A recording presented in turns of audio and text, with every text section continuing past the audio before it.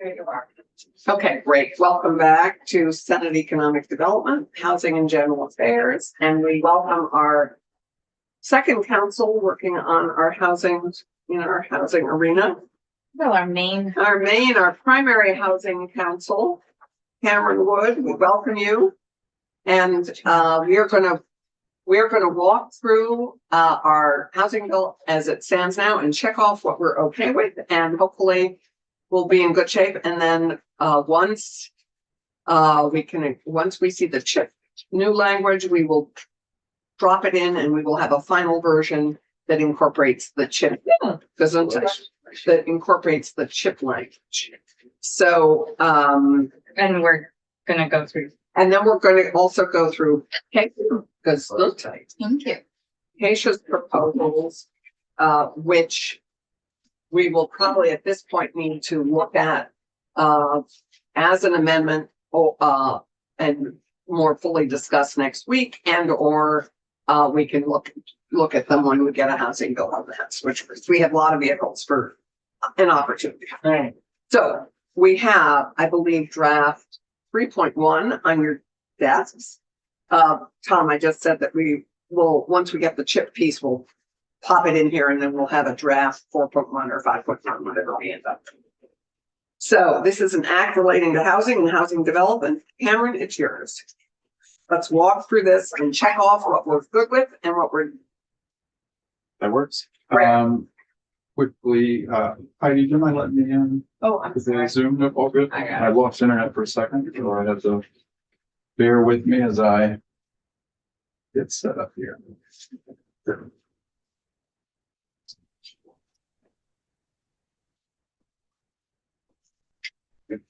Try and finish my right. You have the link handy? Yes, ma'am. Okay.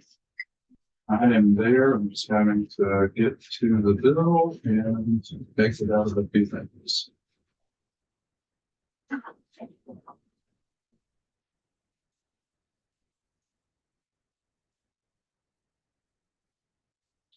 I think someday I'm going to invest in lap desks for every applicant. That's so Standing desk, Chair. Thank you. Well, lap desks would work for all of you. I'm surprised you guys don't carry them around. Okay. I'm already Randy's, I figured. For you. so much. Oh, I've got the copy of it. Okay, So it's just that's true. 3.1? Okay. Yes, sir. Okay, good morning, for the record, Cameron Wood, And let's Office of check off. Legislative Counsel. Yes, so we're walking through your committee bill related to housing, but we do not have a bill number yet. You can see it's draft request 250841 draft 3.1 is what we're looking at.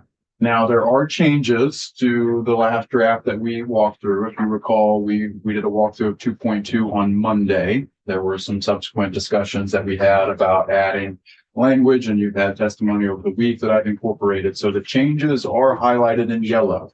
I'm not going to immediately jump to them in discussion with the chair. We're just going to start at the top and we're going to walk through. So beginning on page 1, section 1, these are the changes related to the VHIP program that we have discussed. There's one very small amendment that I have done that was initially a request from the administration that I had just missed incorporating, so I wanted you to be aware of it.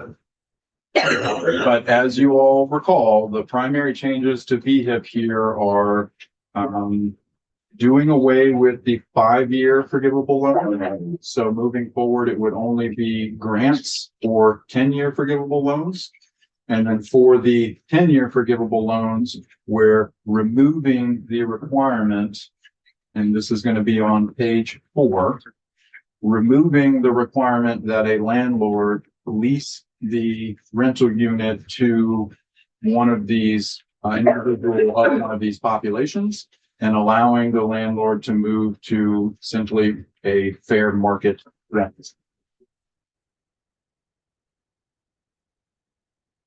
This is what I was trying to tell Alex at the break, which is I'd like to start using the middle income criteria lots of places. I just think it's a great way to say we need more things that are affordable to people between 60 and 100 AMI. I don't know if they would have a problem with that. I don't have a problem with that. Alex Farrell, Commissioner, Department of Housing and Community Development. I don't have a problem with that. I'll say two things for context, and then you policymakers get to decide. Mhm. At the end of the covenant, these are opened up and can serve any income level, so Right, that fair market, does create. yeah. Yeah, sure. Well, yeah, any market rent. Now, for context, on the House side, there's other discussions to keep it more constrained, but Keep this piece more constrained or just the general? yeah, if folks recall, some language came in very, very late last session that actually changed the 10-year away from how the legislature had initially envisioned it to add these requirements. So made it so the 10-year had basically the same requirements as the 5-year. I think this session, everyone recognized maybe that was a logical flaw, and so folks are on board with the correction. On the House side, though, they are asking that we keep it that 30% of the annual allocation continue to serve the 5-year requirement. The rest can serve the 10-year, which is HUD for market rent. And we will look at that when that bill, that is passed out of committee and is going, will be on the floor. So we will have that to consider. 30% of the VHIP money? Yeah, so 30 Okay. of the 4 million that you'll get every year in minis. That 30% will be. And I'm not required. suggesting that you all need to adopt that. I'm just letting you know that's the context in the House. Okay. We would be required to make sure that of the 4 million we get every year, 30% of that go to the 5-year. Mhm. Should statewide, not Right. that CHT would have to do And we 30%. took away the percents for ADUs, right? We just now, it's on a basically first come, first served basis, the whole thing. Right. I don't believe there's a set aside. I think that went away a couple sessions ago, the set aside for ADUs. Right. So I'm sorry. Does fair market rent, does that calculation include utilities already? So that's why it's saying that the rent you pay plus the utilities you pay can't exceed that fair market rent. That changes things a little bit because the fair market rent looked high, but if you add utilities, it's not quite as high.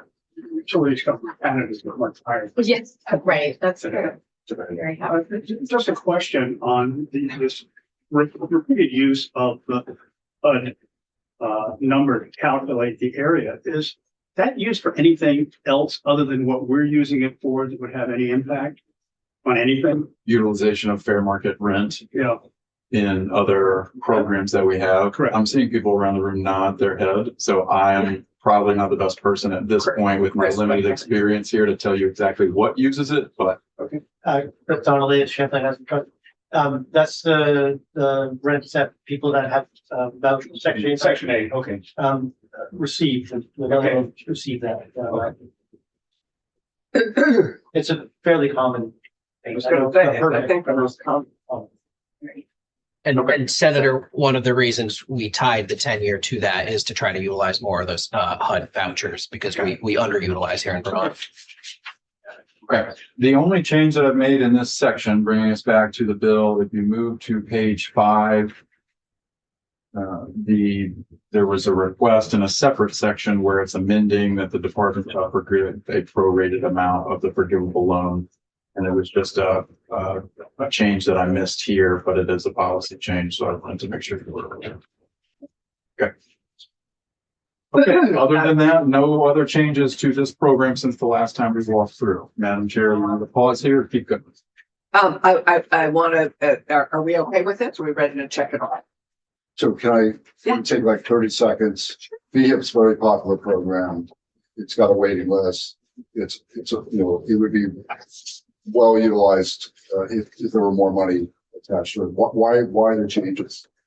Why the fundamental changes away from the 5-year program? I think Alex answered that last Yeah, time, but he's right here, so. Right. I'm gonna let- Asking for a- Sure. So this is actually, while it looks like changes, this is actually a reversion back to the original program design to sort of, I'm going to say, adjust for that sort of late language that came at the end of the session. So this is just keeping the program as originally designed. So you can do the 5-year or the 10-year. But why was the change made? I'm sorry? But why was this change made? I believe the House Committee on Human Services wanted VHIP to only serve folks exiting homelessness. That was why they were We wanted advocating. to serve people who I didn't get. the Only serve folks exiting homelessness, whether you choose the 5-year or the 10-year. Okay, so to the point, I know we're gonna do the round robin. That's what I disagree with. Mhm. VHIP is a very popular program, does not need to be dedicated only to those exiting homelessness. That's my fundamental. And it does repair and bring back into service properties that are not in service now. And so that's what our language achieves. Yeah. Is to broaden it again. It broadens it, yes, this Yeah. does what you want, Dave. Thank you for, that's why I'm asking. Yes. All right, so I'm good. You're doing the round. Great, I mean, we can just have a general, we don't need to do a round robin unless everybody, I mean, if we're all in agreement, I think. You know if I'm not good, so.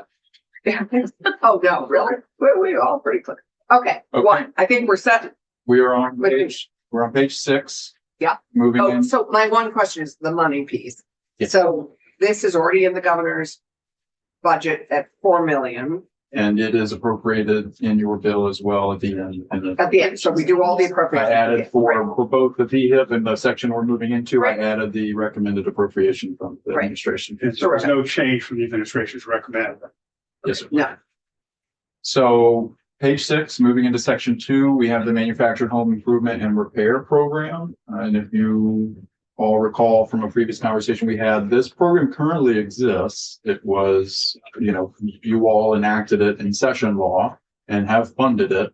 What this would do is put it in statute. So it's going in 10 VSA 700. So it's going to go right below the VHIP program in the green book. modified. Yes, ma'am. And, I believe the administration is asking so that they can ask for base funding moving forward on an ongoing basis.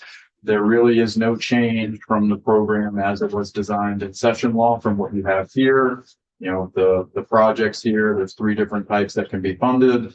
Essentially, money going for small scale capital needs to help infill vacant lots, kind of prepping them for homes to go in. Money going directly to a manufactured home owner to address habitability issues. And then again, on the third line here, money to help go for pre-approved slabs, should say pre-approved urban development approved slabs, site prep, et cetera. So, Actually, you answered.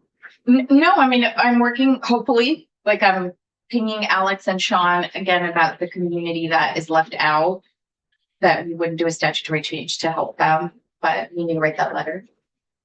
I wouldn't recommend including homeownership associations in MER. Or at least we could consider it after crossover and have that discussion, because I think we wanted to talk about homeowner associations a little more broadly. I was hoping we might do that after crossover. When we So- get the housing. Okay, I thought our discussion was that we wouldn't change the definition, but we would recognize they're in a unique situation and would be eligible for MER, or you're saying they're eligible for other things than non-MER?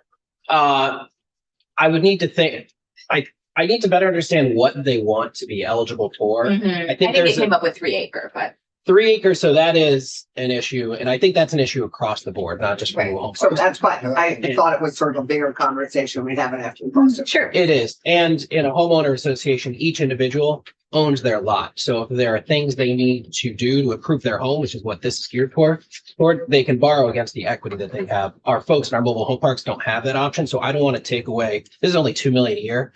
I don't want to risk taking away funds from Yep. folks that don't own their lot Yeah, to benefit folks who do. that is a good reminder. Okay. Okay, great. Yeah. You'd ask, so why going from, one-time funding to base funding? What's the philosophy? Yeah, to keep it going every year. Now, I- well, I was just gonna say that I made that request with Senator Kitchell with $500,000 2 years ago. And it took a while, but it's working so well. And so there is no other, there's almost no other channel where mobile homes, our most affordable form of housing home ownership, are able to access supports funds of almost any kind. So it's just, I think it's a great way to honor a housing stock that I think 8% to 10% of our population live in the state. And I suppose Senator Weeks, I guess I have it covered in this committee. I'm mixing my committees here. For both of these programs, one of At the, your peril. I'm sorry, at my peril. I love this committee. One of the reasons both for VHIP and MER we're asking for base funding is predictability of staffing, both at our shop and our partners, so that they know, okay, we ought to plan to budget to have some people staffed for VHIP and for MER every year, because the funding's going to keep coming. But yeah, base funding is certainly one time, always you have to be on your knees for it. That's right, Madam Chair. So I'm not in favor of shifting from one-time debates. It is a good program. It is working. It is a gift. And I don't think that we should strap ourselves in the future. We won't make that decision because quite honestly, we can ask for that, but the appropriations committee is going to make that final decision. But the governor asked for it to be base funded. He did. I So will, you disagree with the governor on this one? Okay, Each of we're all independent. Thank you. good. We like that. So is the general sense is we're okay with this? David, you're not okay with shifting? Just not shifting the money, the money type. Okay, I'd like this to be looked at each year. You know, this is not something that needs to be in perfection. so I would say to you, this program could have $15 million in it tomorrow. I get that, but Yeah, Free is so free. for me, gives two, it. it's not free, nothing is free. But I would say that this is already grossly underfunded. So for me, that 2 million in the base is just the beginning, and I would hope at some point we would put a lot more money into this, just like I would hope we'd put more money in almost all. So you're just a no on this section. I will just clarify, just because it's going into statute and they will be asking for it in their base budget moving forward. You all, as the legislature, every year have the opportunity to fund it or not fund it. So you will continue to get the opportunity to discuss whether or not that program should be funded. Well, I guess the other thing you could do is, in the bill, you could take section X and have it reviewed or reported on or some sort of a check back at a specific point in time that would bring it to the legislature's attention to either reaffirm it and continue it or to end it and leave it any. If it's your point, return on investment, how do you measure something like this? It's just, if it's money given, the improvements made, it's done. Well, I guess you would measure it by the fact, A, what did the money go to improvements and did the improvements have any result? For example, is the amount of rent in the facility, has it increased? Has the property tax value changed upward? I mean, there are a number of things that you can do for measures. Right, and people living healthier lives in the homes that they've invested in is a quality of life improvement, and I. Require every recipient to have a medical. And Madam Chair, if I can add, I know this isn't MERT test mode, so I'm not going to go too far down my rabbit hole here, but our housing crisis is a function of two sides. One, that we haven't been building enough, but also that because we have the oldest housing stock in the country, we actually lose a lot of units. This is thinking upstream and being smart with our money so that we're keeping people from having to leave their units or falling into homelessness, so that home that they're in now, a $10,000 repair keeps them in there for another 6 years, so that while we're trying to up our housing stock elsewhere, they're safely housed in the meantime, and we're not, again, growing our problem with folks who need a new home. I think this is one where I might also recommend, since we don't have time in committee, that you get to know the program better and the people who are served. I remember 2 years ago, I think when we really started funding this program and looking at it, or 3 years ago, whenever it was, a veteran with emphysema reached out from a Colchester mobile home park, and his roof was leaking, and he really wanted to take advantage of this program. And we kept talking because he struggled with like uploading pictures, and they've made the program really solid in its outreach to people, which was a huge part of building it up. So it was successful, is that these are also folks who don't fill out online paperwork all the time. And by the time we got all of it done, he passed away. And, I hope we haven't spent enough time this year talking about our mobile home folks and visiting them and seeing what that looks like. But if we do anything in housing, this is my number one priority. So I would just like to add that I'm very familiar with the mobile home parks and. Rutland has many. Rutland County, Yeah. unfortunately, is that's a very high percentage. I don't think it's unfortunate. So I think we have, At the expense of the other attribute housing. anyway, that is a fuller discussion. I would like to know how people feel about this section. I hear you about the one-time money. But that is also a decision that the appropriations committee will make. Because it's our recommendation, but it's their final decision. And it'll all get stripped out, and we have plenty of time to chat about it with the probes. But I'm okay with this section and I would hope we could check it off. Okay, then let us go. We are back to page 7, section 3. This is the creation of the Vermont Infrastructure Sustainability Fund. You all recall from the first walkthrough we did, this is, a fund that will be within the Vermont Bond Bank. And when Yep. you go to page 8, it begins to talk about what the fund can be used for. List here under 2, but essentially to assist, municipalities with infrastructure. And there have been no changes since the last time we walked through. So happy to do Right? more detailed discussion if you all would like, or walk through the section again and line by line, or I can pause and. And again, at 9.1 million, which the governor has recommended, this is to me another program that we could put another 10 million into if we had it, because this enables the communities to go directly to bond for infrastructure. And I think that this is a great idea and perfectly complements the work we're doing with our chip. So I would hope that we would be okay with this section as well. We heard from Michael Gahn. I'm gonna keep moving unless people stop me. We're at the Okay, bottom of I think- page 10. So how about this? How about if there's no objection raised, we just assume that we're in and move forward? Is that okay with everybody? Okay, great. We're at the bottom of page 10, moving into section 4. This section is adding in for VHFA the ability to provide tax credits for the first generation homebuyer program and the down payment assistance program. So as we discussed last time, the beginning of this section is including a definition of first generation home buyer.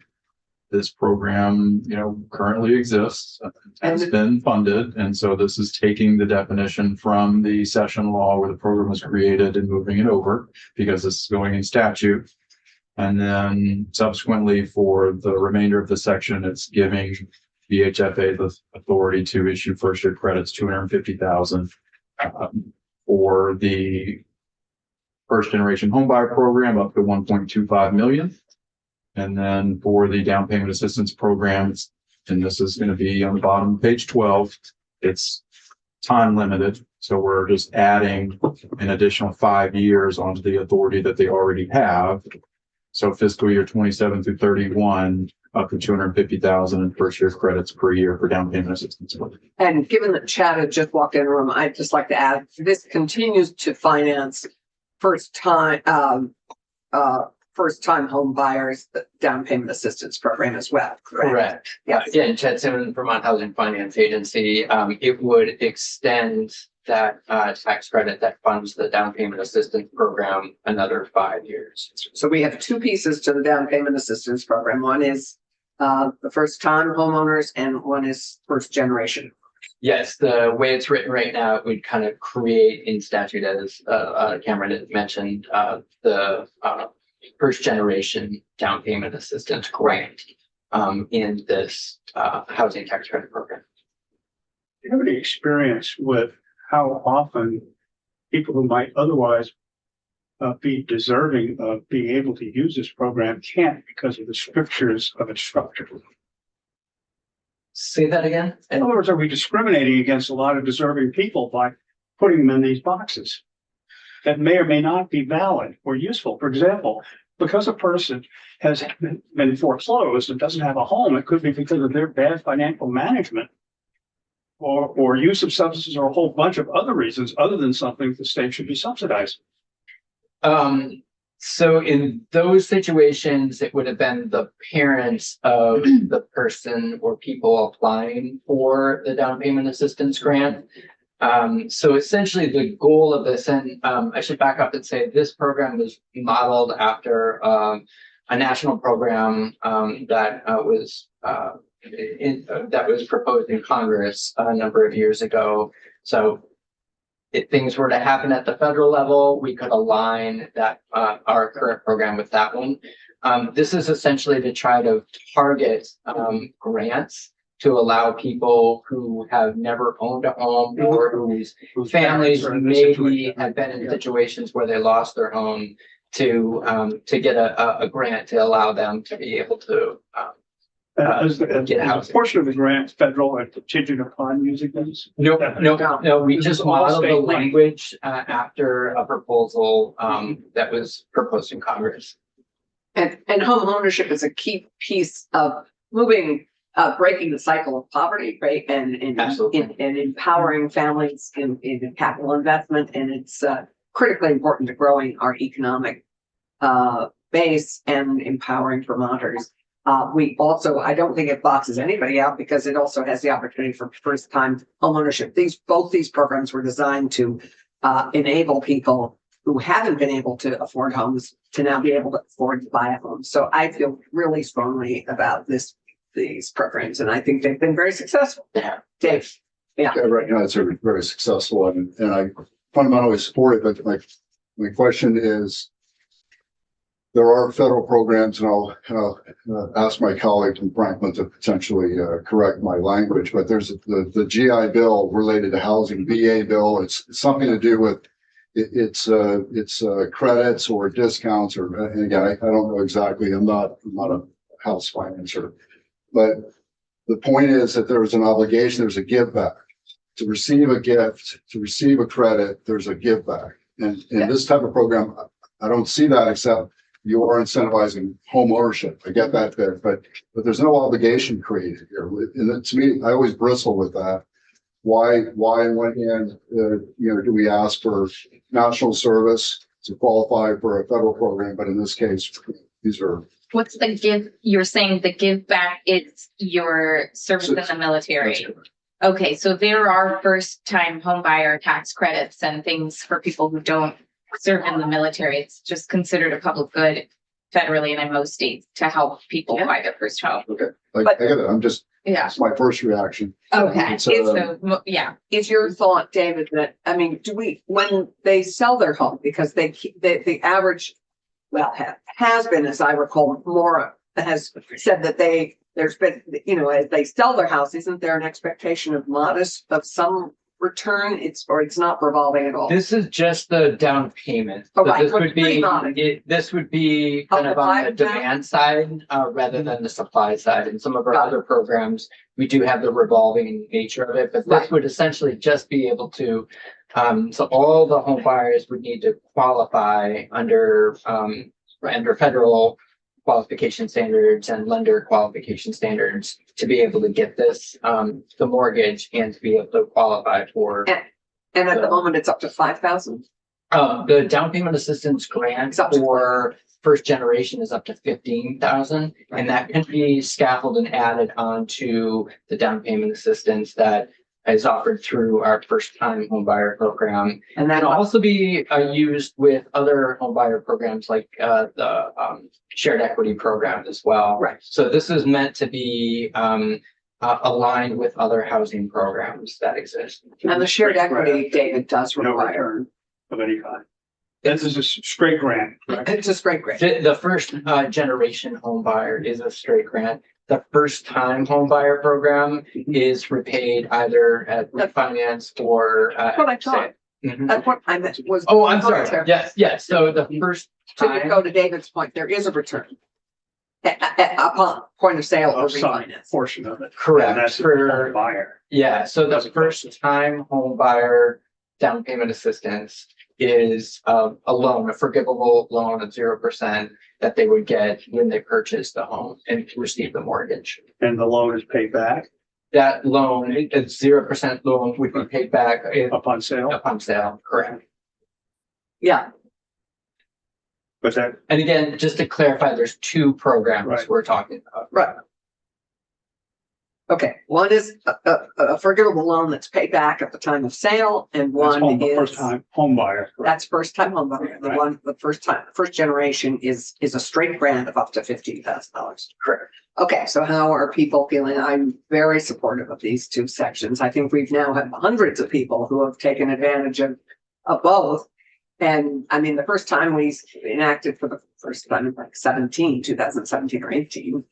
And I then, was gonna say, I mean, it may not make a difference to you. It was before 2017 because I was here and and you the took first time home buyer you took tax advantage credit of it. Yeah, basically we had an economic development bill in the House that I went to Bill Botso. So this was a while ago. Yeah. And I said, this is an economic development bill, and the thing we need is housing. So this is like a useless bill.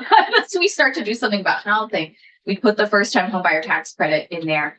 Bipartisan, one of the most supportive programs we had. In fact, when I left the House, the Republicans are the ones who put it in for resubmission. What we knew then was that this helped people who are at about $60,000 of income and were average of 30 years old. So the public good in my mind is getting young families stable in our economy so that they can work here and they can populate our communities. I can't think of a greater public good right now, personally. Agreed. So I think there's strong support, and I would suggest we move on to section 5 unless there is. I'll move on. I just wanted to voice it. Yeah, no, It's an observation that we give a lot of public treasury away. We don't ask for, we get some back in first time. I heard some, yes. And we No, we give get the whole it thing. to folks who have not either had a benefit or not been able to use it or not gotten to the point of being used it. To be able to buy something on their own. On the other hand, the person who's worked hard, beginning at a young life and has managed to buy a mobile home at the age of 24 gets nothing. No, I don't think we There's get a something lot too, of and David does. There are other opportunities, and I think we can chat about those. And if you have a proposal on how to help some of the people that we're missing, I think we're all ears. So let's keep moving. Let's move to section 5. More pie. We are on page 13. This is our section 5. developmental disabilities. This is creating a study committee, which, and I will just, walk through subsection A here, is to generate a state plan to develop housing for individuals with developmental disabilities. Great. That membership that we've walked Yeah. through with that, and the powers and duties and the report back, et cetera. Our report can be found on page 15. Pause for questions. I am good to go on this. Okay. Is everybody okay? I will just flag that I don't like study committees of any kind. So in my language, I've proposed actually just starting to fund more disability housing, because that's what this group would come up with, is we need to take the source, we've had sources, and we need to fund them, and we need to, in my mind, do a lot more ADUs and supportive housing to help get people into housing. It's honestly becomes cheaper for the state if we get folks with disabilities into stable housing. It's cheaper for taxpayers, federally and state, because it's just a matter of this housing doesn't exist, and it causes them to access more expensive and less valuable Agreed. needs. I think it's and. I think that we could do both. Okay. Want to study committee, I want to. We are on page 16. We're moving Yeah. into section 6. This is the positive rental payment pilot program, which would exist with the secretary, with the state treasurer. We discussed this on Monday. The state treasurer came in and kind of discussed, they had some recommended changes subsequent to when I initially drafted it and shared it with them. So you do see a lot of yellow here because of, as you can see right here, just in sub A, we've added some definitions. And then you can kind of see throughout, we've made some slight changes. At the end of the day, the change here is the initial draft had the state treasurer's office working directly with affordable housing providers, whereas this version that you have here is more the state treasurer's office contracting with a third party who would then work with participant landlords. Those landlords may be an affordable housing provider. They may be a private individual. So it's just a slight change than what. But they're all rental. They all oversee rental properties and Correct. track Correct. on-time payments. And then they added here, some language that they would like the landlords. So here, let me reorient us to page 18. So, the contractor shall seek to recruit participant landlords who offer a variety types of dwelling units for rent that are located geographically diverse areas of the state and have at least 5 dwelling units for rent. So that's one change. Another change that was mentioned on Monday is this would be a positive rental payment. So Right. they would not be reporting if an individual Negative. is not making rent payments. And then I think the last kind of substantive change that was made was The initial draft that we had the tenants being required to go through a kind of financial education course, whereas the state treasurer's office proposed it to make that option. So I would say that's the other change. And then lastly, they have an interim report and a final report as opposed to just one. If I understand that correctly, that only positive reports would be made? Yes, sir. That is the What is that? recommendation. Well, That's because, the point. the point is, to help people, this is another way for people to improve their credit scores. But what if their credit is bad? If they don't pay anybody? Then they're not is it- included in it, that Is will it- continue to be That's there. no and no. It has no impact. I mean, what we're trying to do is improve people's credit scores by What I'm saying is- giving them credit. What I'm asking is this, is if the person enrolls in the program That- and some of their reporting is good and some of it is that for months they don't pay their rent, is that reported? Once If they're in the they program. voluntarily entered the If program, they yeah. volunteer, is that reported? That's Yeah, what I'm- yeah, that's If yeah. what they I'm have asking. entered the program, yes. My understanding is no. No, that's what I thought I heard How you would that say, but happen? I'm just looking, can you point me to the wording where this is? Ashland had a reason for this, and I will defer to them as to why they're Mhm. asking for it. When the initial draft that we had Yeah. in draft 2.2 was that all information will be reported, both positive payments made and if the individual did not make payments. This version that came from the state Yeah, treasurer's that's what office happens. removed that and limits it to reporting positive rental payment information. So the way I would read it is if a participant individual, voluntarily elects to participate, if they're failing to pay rent, that information would not be reported. Well, I would not be in favor of that at all. I would oppose that. I would say I'm okay, I'm probably, someone's gonna yell at me later, but I am okay with that. I think the people who are volunteering to get involved know what they are signing up for. And Yeah, but the public whoever's receiving the report. I'm kind of agreeing with you Yeah. in a way. I don't know. Eventually. No, Keep going. if this is voluntary, then that to me was the positive reporting piece, that, they know that they want their rental payment to be included in their credit score, good or bad. Many landlords have reached out and said this would be great because they do use credit already. But that's not what I heard here. So I'm agreeing with you to Okay. take out the positive piece, The positive piece? the positive. Positive that piece. if they start not That paying if they, their, in other words, if Yeah. they have elected to Sure, someone's participate yelling at in me the right now. voluntary program, that all credit reports right, collected by those landlords and so on Yes. be included in any credit reporting, whether the report is positive or negative. yeah, where is this language, Cam? I'm sorry, I've lost it. It's more primarily, I'm inferring it's from language that I removed at their request, which had them was reporting. neutral. both. Right, but where's the positive language here? So that's what I'm saying. It's identified as a positive rental payment pilot program and, let's see. But it's always. So you have here, right here, under the sub 5 definition, rental payment information means information concerning a participant tenant's timely payment of rent. Rental payment information does not include information concerning a participant tenant's payment or non-payment of fees. So there was language in here that said it would be reporting both if an individual was paying rent or not paying rent. That was removed. So it's not in here anymore. So if you voluntarily join this program, what I think I hear Keisha and Andy saying is we'd like to have the original language is that all their rental history, All The rental reporting history for since that. the time they agreed. right, exactly. All the rental history during the Chris might time. want to say something, because they're the only ones who are doing this right now. Chris Okay. Donnelly with the Champlain Housing Trust, we're not the only ones that are doing it. We are doing this. We do only report positive payments for positive credit, increases people's credit score. The reason why is there are other things that we do when people do unpaid rent. And that is go through an eviction process. So it's not that people don't have implications or Yeah, but a person is 3 months late all the time and it never gets to the point of eviction. Does that ever get reported? They're consistently 3 months late on their rent, but you never evict them. Well, it's probably reflected on their credit. the It's program not that we. reflected on the credit report if the credit Yeah, report don't is use not rent being at all. sent on negative information. So the program that we participate in, we want to build people's credit.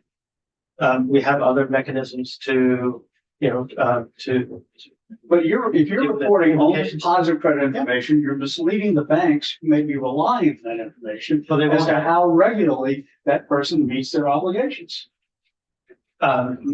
their credit score will not be increased. It Right. will go up, but not reporting bad credit. So, And so But the what- bad credit is the fact. The person has elected to participate in the program. If you say you're only going to report the good things and not reporting the bad things, that's not helpful to anybody who is a recipient of that report. It's misleading them about the person's, because what the reason that a business, and it could be a small business of the kind that we're supporting, relies on a credit report before making a financial transaction, is they want reasonable assurance that that debt will be honored as agreed. But that person has a credit score independent right now. They If have, that credit score is being intermingled, certainly if it's being reported to credit bureau, it's being intermingled with all their other credit reporting. And it will have the effect of raising it because it will show a positive credit history from the time that agreement and that- was made and and if they for pay that particular vendor, but it will, if it also did not disclose the negative part of that and withheld that, it's misleading. well, I have two thoughts.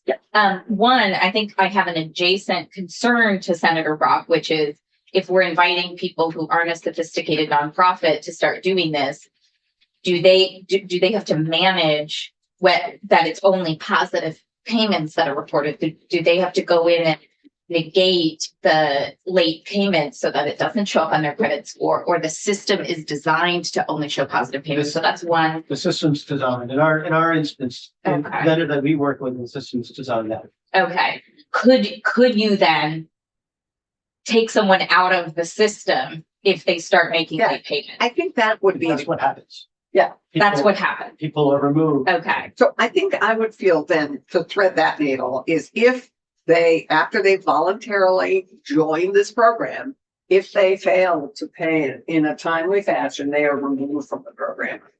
I think that would get to, rather It than would get having. to it eventually, but what I would want to ensure is that as long as they're in the program, all normal credit reporting for this rental transaction would be reported accurately. I say what we do is take out any reference to positive reporting because the system is designed to No, do if that. the system is designed to take that out, it's a misleading system. If the system is designed. I thought the to report system was things- designed to cancel them from the credit reporting. If the system is designed But- originally to report accurately the credit transactions, that's what we're asking. What if we said, I don't know how you do it or if the system is designed a certain way, but what if it was like 3 late payments constitutes like forfeiture of participation in the program? Yeah, exactly. I would just remove them. I don't think we're trying to, my guess is those are credit scores that are already challenged, independent of their rent or Well, not. they may be, So- but the purpose of this is to increase the person's credit score. The person. No, and the- if they pay their rent in a timely fashion. Yes, And and if the they object of don't, it, they can be removed. yeah, but the object of what you're saying is it will take some period of time for removal to occur, and during that period of time, you will report inaccurate information about their creditworthiness. And that's not what we should be doing. What I would suggest, if I may, is that this is a pilot Right. program, and this is an It's opportunity. not- Again, I realize it's a pilot program, but the state should not be in the business of reporting inaccurate credit information to third parties. And that's what this, regardless of how you color it, that's what you're saying you want to do. So Yeah, I For a hear period of your time, you're saying that while they're in this program, you're going to report the good stuff and not the bad stuff. I think, I'll just say, I think this is a victim of not having enough time to talk about the problem statement of the value proposition, So it's and that's fair to pause. I'll just say,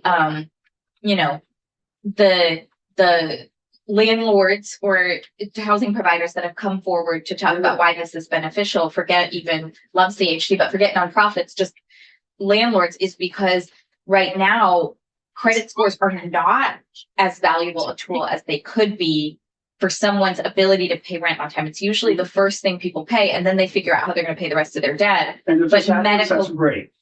Right. So medical debt is what usually hits someone's credit score. And then, or like me, when I graduated college, I had no credit.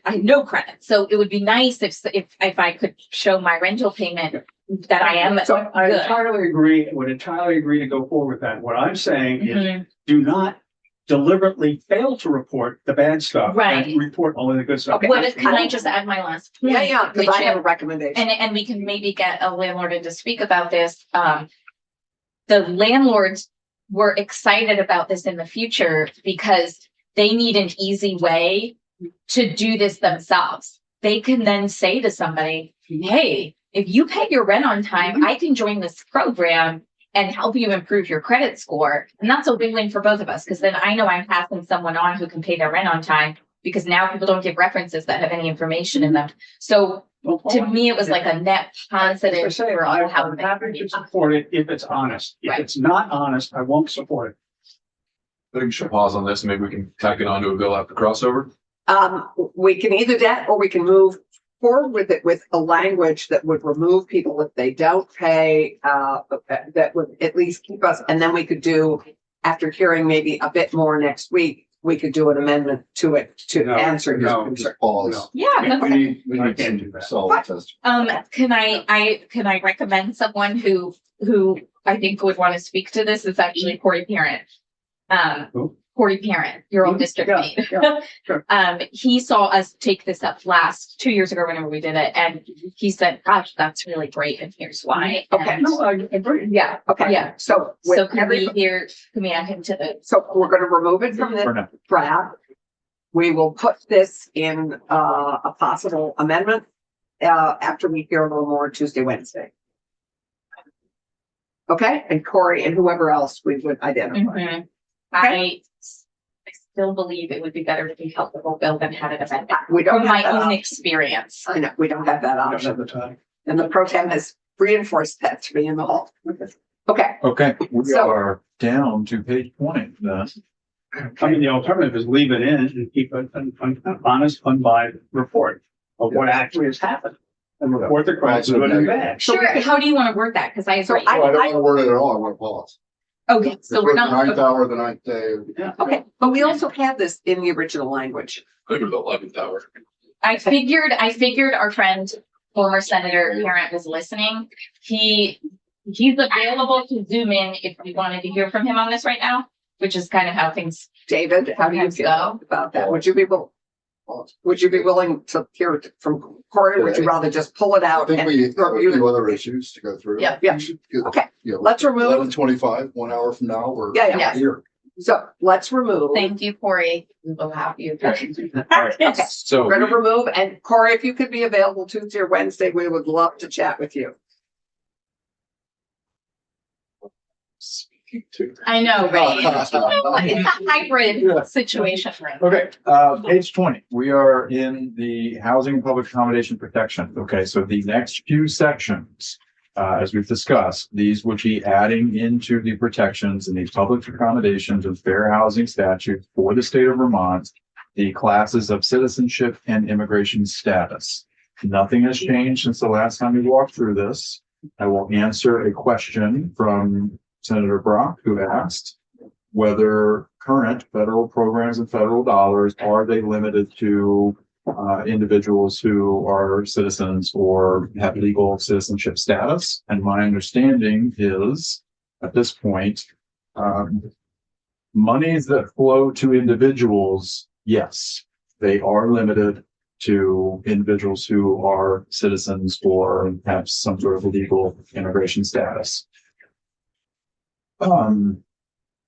There is the subsection D that we talked about in the fair housing section, which does have that carve out, which says, and let me just get there so we can all look at it together. I mean, the banker, the mortgage piece. Well, this would be on page 25. So the subsection D, so this is at the end of the fair housing protections section. And so it's, because again, we're saying that, you cannot discriminate against someone in housing and providing housing for their citizenship or immigration status. And the concern was, okay, well, what if federal dollars are requiring you to validate? Is that somehow going to put someone or an entity at jeopardy of violating state law if they are validating citizenship status or immigrant status, I should say. So there is this subsection D, which is if required by federal law, the verification of immigration status shall not constitute a violation of this section. Say that again, please. So it says it is, What's that, where are you? yeah, page 25, Page 25. yes, sir, subsection D. Okay. So we're adding into the fair housing provision, we're saying that if it's required by federal law, the verification of someone's immigration status will not constitute a violation of subsection A with respect to the sale and rental of dwellings. So subsection A is where you have all the prohibitions against discriminating against individuals in housing. And so we're saying that, validation of someone's immigration status is not going to be considered discrimination if it's required by federal law. I see. So how does that one short paragraph D there relate back to section 7, section 8, section 9, and then where it sits in section 9? So section 7 is simply adding to the definition of harass because the word harass is used in the subsequent sections. And so we need to add it there. And then section 8 is for public accommodations. So, as you can see here, and this is what page are we on? We're on page 21. An owner or operator of a place of public accommodation, cannot discriminate against someone due to these classes, and we're adding citizenship and immigration status. So the subsection D isn't going to impact that. Affect any of those other. Yes, sir. Yes, sir. And so then you get to section 9, which is the unfair housing practices section. And that's where we have this list, right? You can't refuse to sell or rent to individuals of these classes, right? And I think that's the key piece there. If you are an entity that is receiving federal dollars and you are required to verify someone's immigration status, so now I'm refusing to rent to someone who's a non-citizen, we want to make sure that's not considered a violation. So we're adding that sub D. I guess the question I've got, legal interpretation, if a landlord decides to rent to someone who does not have legal status, as part of their typical background investigation process of new tenants, they ask that question. Are they in violation of our statute? It's not the question, is it required by federal law? Not directly. But it is required by federal law that, a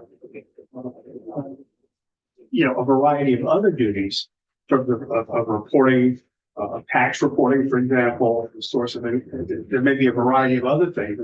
My question is, not only are we getting state employees potentially in limbo over this question, which is maybe a violation of federal law,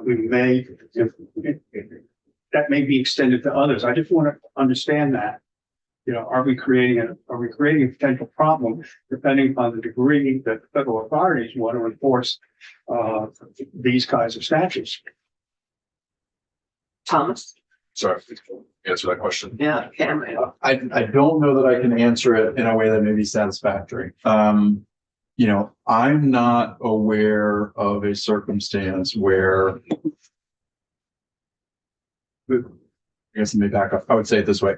Subsection D is going to protect an individual who is verifying immigration status if they can point to a federal law requirement for doing so, whether that's because you're a nonprofit and the housing money that you receive from the federal government requires you to do that, which we've said, is the case in some circumstances, or if, there is some sort of tax credit that you as a landlord are trying to utilize that, there's something buried in a tax code somewhere that requires you to verify that. That's the level of depth that I'm hesitant to give you an affirmative legal statement, in all federal law circumstances where this, could come up. What I'm saying is, if a landlord is relying on a federal law requirement that mandates that they verify immigration status, they're not going to be discriminating against people by then subsequently not renting to them. But if you are simply, as a landlord, if this were to go into statute and you are asking to validate immigration status for no other reason other than the fact that you don't want to rent to someone who is potentially here illegally, that would be a violation of the section if this were to be in place. Well, exactly. We had the discussions in here a week or so ago for Biden justice regarding the use of social security numbers. And social security numbers are routinely used by landlords and other people who are extending credit as part of the credit check because it's a generally accepted identifier for financial But it's not transactions. required. It's not required, but it is used. And so my question is, do we, based on the language we have here, prohibit others from using it if there's no specific requirement to use it in a credit report that a landlord wants to in the normal course of business? If you were asking, my understanding of how this would work legally, if you as a landlord were asking for information from an individual to do a credit check, because that is part of your Right. verification process, and you want to ensure that the individuals that you're leasing to in your property, have some sort of, minimum credit score. And you're asking for that for the purposes of doing a credit check, and someone comes to you and like, I don't have a social security number. Okay, therefore I can't do a credit check. I'm not renting to you. I don't see that as a violation of this section because you are asking every individual of the public the same thing. Mhm. If you are only asking certain populations of people who may appear to be illegal, and you're not asking other populations of people who appear to be not here illegally, then I would say you're straying into a potential violation of the section because you are singling out. You're saying it's from your interpretation of the law, it is the consistent use of the social security number for all comers Yes, sir. is a valid exercise. And I would say it this way, as long as you're also as a landlord willing to accept some other identifier, there are individuals who come And we've here created other legally opportunities. who don't yet have a social security number, but they Well, have if some they don't sort have a of social security federal number, you tax can get it identification tax number that. ID. Yeah. Right. Yeah. So as long as you're, not excluding individuals, who may otherwise have something that you can use to do a credit check. Again, it's a matter of degree, and these types of situations are going to be determined on a fact specific basis, determined by a court, right? And so if you as a landlord are able to point to some sort of, universally applied standard that you're using for every individual who's applying for rent, and there's a justification for doing so, you're in a much better place protecting yourself against a claim of violation. So. Are you okay? I'm fine with this. The one change that was asked for that is not reflected in this draft is in 9.6, which was the bankers asked us to remove Immigration status. because they couldn't, Citizenship. they Well, asked what us to they- take out both. Oh, okay. Citizenship. They have to. Which is federal. They said based on the analysis that banks do, it could affect the second market. This is a big challenge for mortgages and they aren't able to do Immigration this. status from that. I just forwarded to Cameron two communications. We all got, I think yesterday from Heidi, an additional communication from Abel Luna saying, hey, New York includes these things and they're fine. Right. So I forwarded that to Chris Delia and he responded and I sent it to Cameron because I do think I need a legal interpretation of what is being said. And if they're like agreeing or disagreeing, I don't really know. So And Chris responded saying what Cameron is looking at right now. I don't want to make Cameron look at it right now. I think he has that up, but I mean, it's like 3 paragraphs, so I don't really want to paraphrase it here. I don't feel qualified right now to. So we could pull section 9.6 for further discussion, but Chris was pretty. Let's go, So Chris. this is included in New York State that mortgages, because Chris was pretty clear that this was a challenge. Do you want Cameron to pull up the language to talk about it? 'Cause Well, I'm reading Chris's email. It's pretty crystal clear. It just conflicts with federal state statutes. So Chris sent another email and I just want to make sure I understand it. And I forwarded it to Cameron. Maybe we can look at it for a second, just so we know. I have another issue of. What? Okay, so if we could double back to section 8, I'm just concerned about if a place of public accommodation includes a bar. when they ask for an ID, are we creating a conflict in the law where they can't ask for an ID to No. ensure age? No. No, because I think what Cameron said, if you consistently as a business have to ask Okay. for whatever Right, reason, exactly. you are Yeah. able to continue that. Because then that could capture other issues as well in public accommodations. Then I'm fine, but I'm under the impression we should drop immigration status from section 6 here. Yeah, that was, Can I ask that we just look Yeah. at the, yeah. Is it possible for you to? You want me to pull up the email that you just sent? me? yeah, You got it. Give me, hang on. well, you didn't. Oh, okay, So good. you forwarded us a Bell Luna. Page Okay, 23. got it. So Line everyone 16. received a Bell Luna's Section- Further section response. 9. that New Section York 6. doesn't have Number 6. immigration status. For mortgages? And I heard that it's, I thought it, Is it, okay, that's why I want Cameron to answer it. okay, but I think the Bell Luna was for the whole thing, they were fine, but Well, not they're just not- the mortgages. Yeah, but they were saying don't take out immigration For, status. for section 6. Don't do what Christina's asking us to do. So they wrote to us and then I forwarded that to Christina. And you know what? We could leave it in and let the House address it if, you know, let the House address it. Like that. They're not, We can yeah. leave it out and let them put it back in. Yeah. Let me look at Not Christina. my name. I don't want to sign off on something that I don't understand and haven't had it sit Right, now. and we can identify it for the, yeah. And then going. So back what to- is happening? We're not No, we're looking, further looking at this. let's just look at what Chris said Oh, to, okay. to Cameron. That's what you've asked for and that's, and then, Corey will come on Wednesday. great, terrific. So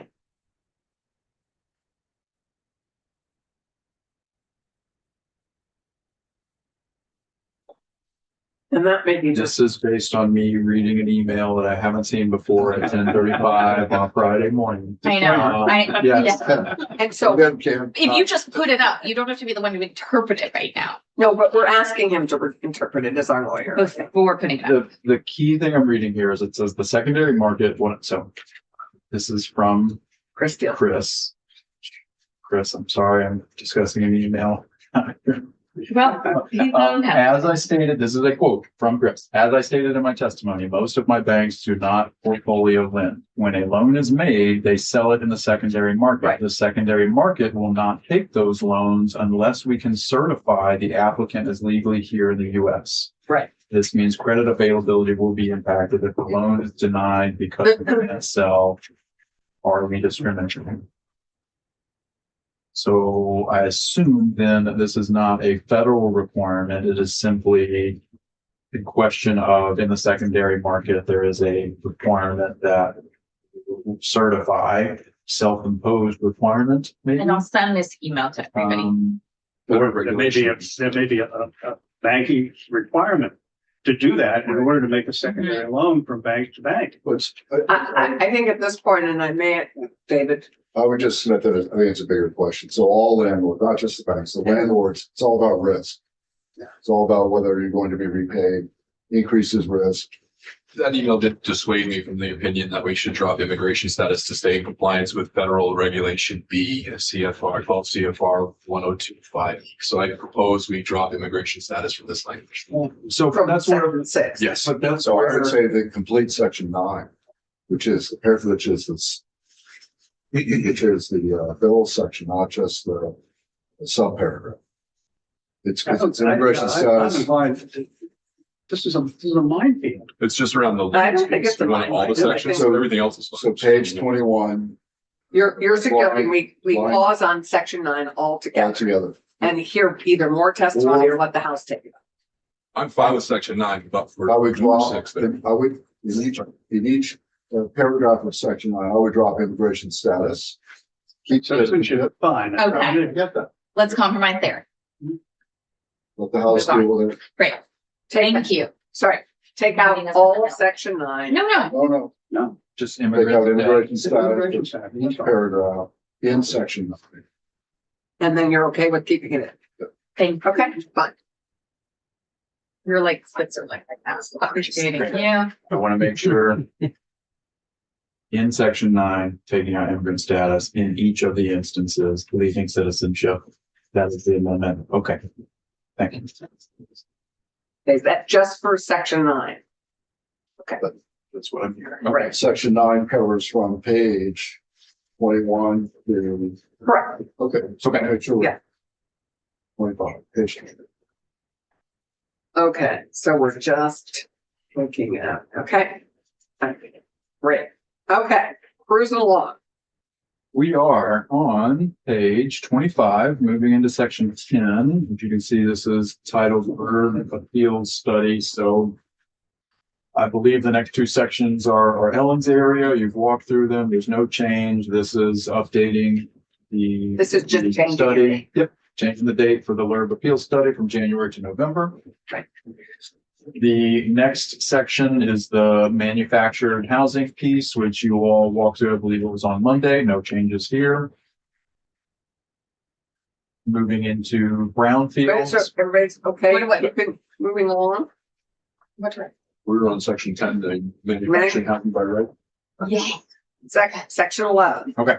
I think this is section 11. That was section 11. Yes, ma'am. Yeah, and this is manufactured housing by right. Yes, ma'am. Moving Okay. quick, but we're okay. I'm fine. I'm not sure. Catching. I'm gonna pull Oh, up. by right thing, Being able to. derailed me a couple days ago. Keep going, I'll catch it. Less government. No. You're pandering. You're pandering. I might not be. He's been involved Okay, with would you government. just quickly summarize what this means for David? Because I don't want him to have to catch up after we cruise by at a speed that I want him to be with us. I would prefer to defer to Ellen on that. That is first. I'll tell you how I understand it. Yeah. Is that if South Burlington, if you allow for residential housing somewhere, this would just say you could Oh, okay. restrict. No, I'll say no. That is I'll my give you a understanding. classic example, Proctorsville. Not in my district, but it's a mishmash of historical homes and It's in my district, Proctor's. You mean part of Cavendish? Proctorsville. Yeah, It's a, right here. it's a little hamlet of Cavendish. Okay. Right.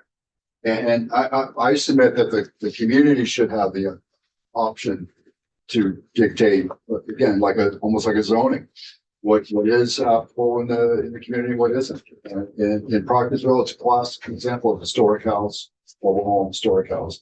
And it's just, So when you say mobile home, you are thinking of something very specific. And that's a whole nother conversation that I have a concern about, but more and more housing is prefabricated and manufactured and could look exactly like a stick-built home. So this is, that's how I'm interpreting this. when you say by right, I hope that by right, my hesitation is that by right eliminates the local community from making decisions on it. We have by right where you still tell them I'm turning my house into a duplex. They don't have the ability to stop it and appeal it. Alex, do you want to weigh in? Because I think the governor supports this piece. I don't know. We've always been together on manufactured housing. Yeah. I mean, and maybe Chad can help me here. And I'm not super familiar with this. What I could say is I don't know if there's broader language than just because technically manufactured housing has a more specific definition than all offsite construction. Yes, but it includes all off-site construction. It assembled housing. Right? Doesn't it include that? I think the term manufactured actually ties to a HUD definition of what we think of as when you hear manufactured. But I think that still means we're picturing something, and that is something I have a problem with. Like, these are beautiful homes that people can afford. My Which is point why is I that the think a community broader should term retain the captures ability. what you're Hold talking on, about. one at a time. By right just seems like it's, okay, there's nothing to inhibit development of any type, but in this case, I'm saying that the community should still maintain the opportunity to zone house. So tell me this, right? So they have a historic home, and then someone wants to build a home out of wood. And forget a mobile home. They've built a house out of wood and bricks. Next door, the town has whatever process they have for saying, okay, this house is going up. We don't like, the setback or whatever. They have that. This is saying you couldn't have a different standard for a manufactured house. You couldn't say, This bill says, yeah, right, I get it. I don't like that. I think the community should retain We shouldn't dictate to the community what they can and can't place in their community. We can disagree on things. I disagree. I think that manufactured housing should be allowed anywhere where there is housing, because I think it's come up Yeah. traditional against it from what. No, housing used to okay, be. all right, so let's agree, just. So we can agree to disagree on this. I support a by right. Randy, where are you on it by right? You have supported a lot of our by right work in the last year. I have, boy, it's, when you try to do these things at the last minute, there's always, Not last year, we have been working on that. again, one of the things that I would be curious about is where does something like the League of Cities and Towns come out of this? They did ask to testify on the whole bill, so I'm just saying Yes, and wait, that could help. Pew Charitable Trust came last year and said this is a really simple thing that a lot of states around the country are doing because of the shift in production to more manufactured housing and the reduction of stigma of housing that's far more affordable. Well, the And well, net that's effect of people, the concern is if you live in an area with a number of modest homes or more than modest homes, if somebody puts a trailer next to you on a lot next to you, it would have the effect of frankly devaluing neighboring properties. That's the concern that people have. I don't have that concern. I think we're going really far so- backwards and And again, I would think that many of our that municipalities. is have our, it. I think that's our NIMBYism that we've been trying to address in all the But it's bills in the real. last. It's real, though. It's real. It's not Indian when your property's going to value's going down. I think that is NIMBYism. I think that's the assumption. We're in the center of Woodstock. Yeah, I'm sure it would be an issue. It might be, but it is, if it is, we would make it work. And then we have design review on top of it all. Well, there you go. So that's the point. If it's by right. And Alex- It's Alex, wait. I don't think this language does anything to dramatically change what, say, a municipality Exactly. has. It's just the method of construction that this is speaking to. I don't see this really have much. so then what's the point of the legislation? Because sometimes localities might choose to restrict that because of past notions of what that form of construction would mean. But it's really sort of an outdated and unproductive sort of motive for disallowing it. Okay, so I would submit to pause and relook at this. This is not something we're going to solve in 40 minutes before. It's a big change and I think it has meaning, so I'm willing to do that. I go back to I'd like to keep this housing bill intact. It Just will get be the intact Monday. by the time it leaves the Senate, hopefully. So section 11, we are going to do, and get further testimony. We'll have VLCT come in and, we will, who else do we want to hear on section 11? I think it's a short run. I think that's probably enough. Well, we're going to need a couple. Okay. And we'll have Alan and, Would you like it removed for now? I think what I'm hearing is people, well, I think there are three of us who are ready to vote it and, we're ready to keep it. I don't want it to jeopardize a vote for the whole bill. And if we can, do it as an amendment with further testimony, I think that If we is do good. an and we amendment can do it next as an week, amendment. that's fine. If we- Okay, that's what I'm proposing. I'm just trying to get a sense, when you say, okay, I'm okay with this moving forward right now, does that mean you still maintain a positive vote for the bill intact until this point with the things we paused on? Only except for the ones that I didn't support. That's what we went through. So when you say intact, there are certain sections that I also had hesitations. about. Are you gonna vote no on the whole bill then anyway? Let's see where we land. Okay, at the moment, everybody, we've taken out section 6, and we will look at that next week for possible inclusion in an amendment, and we have section 11. And we will hear more from VLCT and Ellen. And so those are two pieces of the bill that I think there was enough discomfort for including immediately. Okay. Okay, we're on page 28. We are moving into the sections related to brownfields, which you, I believe, walked through with Mr. O'Grady on Wednesday. Yeah. The only change to these is the addition of this new section 13, which I believe was discussed with Mr. O'Grady on. Yeah. I like this, and I really appreciate you all pulling it together, so thank you. Thank you. Welcome. I have not, it's, what came over from me, so I will keep moving. Great. I'm- Thomas, do you have something? I'm good, we're going through this so quickly. When we do the Mazda, we would just go around the room. Yeah. No. I'm That's what I was pausing on to. David and Randy, you okay? We had good conversation on this with Mike and with Matt. Okay. Well, with that, I've moved all the way to the bottom of page 32 because all of those brownfield sections have not changed since the Right. last time you reviewed them. Okay. The bottom of page 32 has a reservation for the conversation that you have had this morning with John. So that will be inserted. This is a point. Right. So at the top of page 33, we're moving into sections related to taxes. No, I would say before that, we do have to have the money conversation about brownfields. Which is section 17, I believe, on page 32. Because I don't want anyone to be surprised. It's also included, is it included in the appropriation section? No, Yeah, ma'am. no, No, It's on its it is own just here. in, yes, right. just here. And those monies are or are not in the governor's act. Only 2 million are in the governor's budget. We've got a And, total here. there are 6, and they've asked for 4 in the revolving loan, in the revitalization fund, and 2 for the regional planning commissions to help you with the assessments. So I would hope, given the, we heard testimony again and again that there is a huge need for these cleanups, that there's a $48 million backlog of need, and that any money that we can add to it. And again, remember, we're going to have to live within a box. Thank you, Kirby. That was quick. That we will be negotiating this, but I think all of us appreciate the need for brownfield. Where did the 4 million come from? Additional.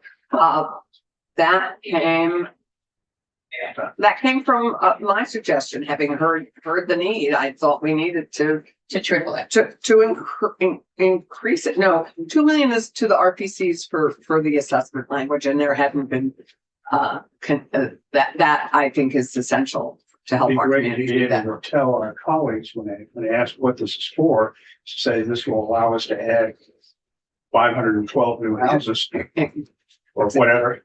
Exactly. Basically, what's the benefit? That's the benefit is more economic development in our downtowns and village centers where there is so much brownfield to clean up. I mean, anyway, this is that is what it's for, is in order to spur economic development, and we can't do it until we clean up these brownfield sites. I know that they work in large numbers to do this, and I think it's a great program. This is a very large round number. You know, everyone else has fit themselves into very small boxes to do a very specific thing to move their work forward. There's already What's 2 the million. benefit? What's the benefit? How are you going to measure the value that you receive for the money that you've spent? Oh, that is easy to do, and they have done it, and you've heard it, and it leverages a huge amount of development once the brownfield is cleaned up. We have in Windsor a brownfield site that is now housing, and it is that, I know, you know, I've we seen have them elsewhere. in the every one of our communities has benefited But, from but brownfield. you know, we're obviously in competition Mhm. for funds. There's a limitation of funds that you got to prioritize. And the question is, where is this on the list of priorities? And we will, I think, And that's after, something we just we have will to- have that conversation after we get given the box we have to work in. Okay, I just think the box is going to be too small for 4 million extra dollars. But don't assume anything, particularly on brownfields, because everyone wants to get them cleaned up. I would just say this is a public good, big time, to get our brownfields cleaned up and to not produce any more of them as much as we can. So every one of our counties, almost every one of the cities that we live in has benefited from brownfield cleanup. Even Woodstock, I think I live in the smallest town. I strong opinion on this. Okay. Well, I mean, I know, I'm familiar with brownfields, which there is housing development on right now, but I'm just saying that in terms of convincing our colleagues of the value of this, you ought to have thought through Yeah. We have thought, I have thought through this for years. I mean, I think this is one of the best programs we invest in, is cleaning up the messes we've made. But I do think by what metric? When I went to appropriations as chair, I would sit in front of them and say, VHIP is $40,000 per unit. That is the cheapest form of housing. Missing middle home ownership is $120,000 per unit, but you're getting home ownership, which has intangible benefits. What is your one sentence for this that's worth $4 million? I will think about it when my brain isn't so muddled at the moment, but Or you know, someone I'm else happy- can come up with that sentence, but I don't have that sentence. But- I will have that sentence by the Okay. time we get Fine. appropriations. But I'm happy to take this down if this group is feeling that it needs to be smaller, but I really think this is. And this isn't specific to housing either. No, and I don't think it should be. It's again. It doesn't, it shouldn't be, but you were fighting all morning for housing to be included in. I know, TIF, because and that's the- how it came to us. form. Let's build them. It's on the door. A lot of the brownfield, I mean, Build an Springfield, it economy. wasn't any housing, it was, Let's build it. We don't it was an industrial park, I thought in Springfield. Anyway, It was on the housing. door, I don't. on the door, the A lot of program. brownfields can't be housing. So, Okay, let's move on. Are we at what figure We are does this moving. group feel comfortable with? Are you asking? I am, because I'm wanting us to sign off can you on this, repeat the and question? I said, number does this group feel comfortable with? And are you willing to go to 4? I am willing to negotiate, but I know we have a $48 million need of brownfield cleanup. So go from 6 to 4. Can someone in the room say, at 2 million, we can fund this many projects, and at 4 million, we can fund this many projects? We don't have that person in the room, but we have heard that we have a much bigger need than the $2 million. Also, project. so I recognize this is what the governor's ask. I think it's important for both economic development and health. And I support, I'd go with 4. And look at the program over the next few years.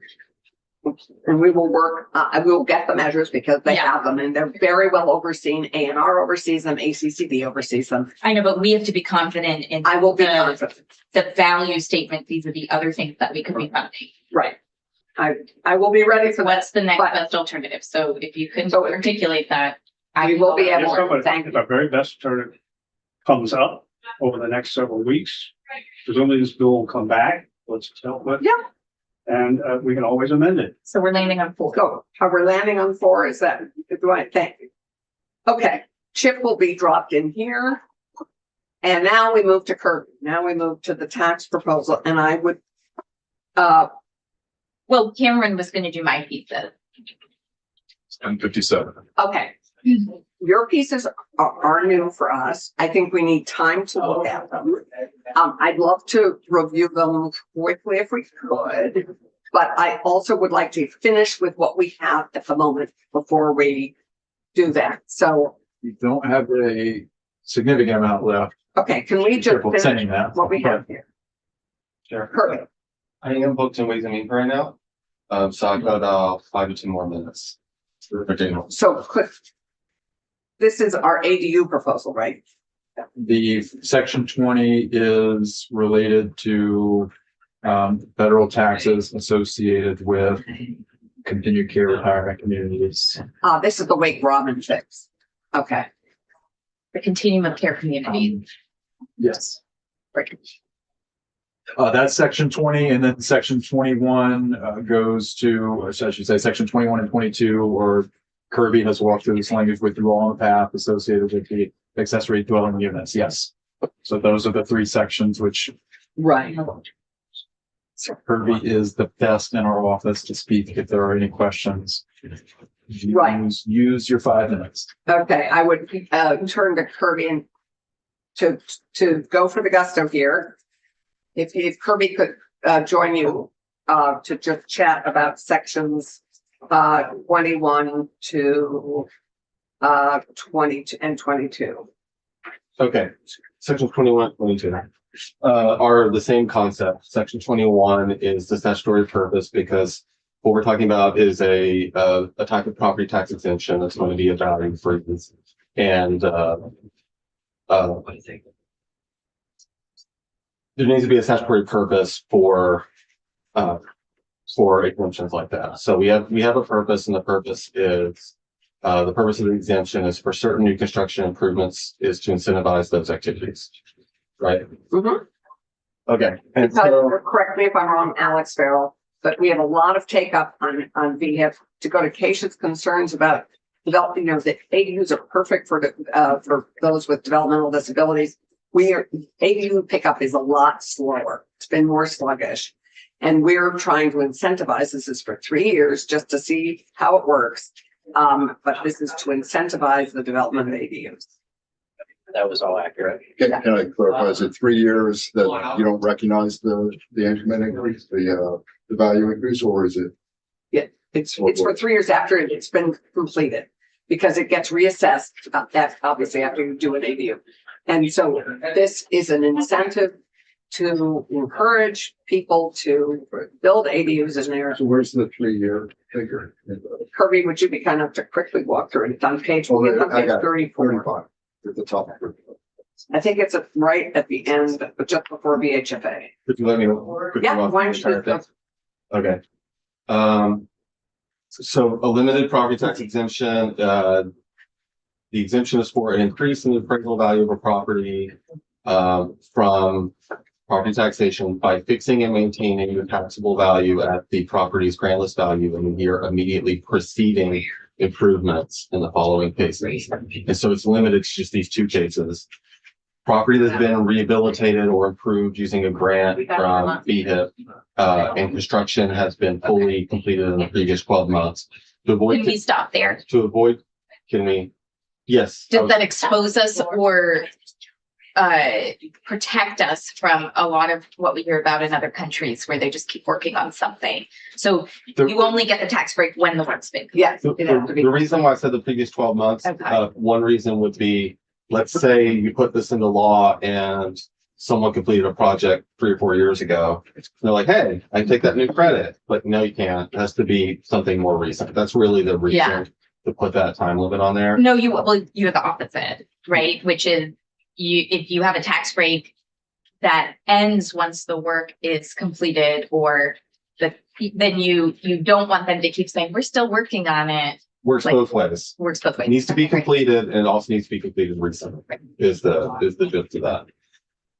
And then the second type of project that could qualify for this would be a property that has been improved to the construction of a new ADU with the standard definition for what an ADU is. And construction has been completed in the previous 12 months for the same reasons. So for these VHIP projects and for ADUs, property owner can have their value frozen for 3 years. There's subsection B, which is there just in case something goes wrong. If there's a fire, you don't want to lock people into their property value if it decreases. And then subsection C is the exemption of the section shall apply to the state education property tax and to municipal property tax. I don't know if you've heard from municipalities about that. And then subsection D is the exemption shall remain in effect for 3 years. That's what was asked about earlier. And then when the exemption period ends, the property shall be taxed at its most recently appraised grand list value, which is same process for other similar exemptions that we have in other places. I wonder if, just to be safe, Madam Chair, the reference to VHIP, it should just say loans or grants, just to cover it.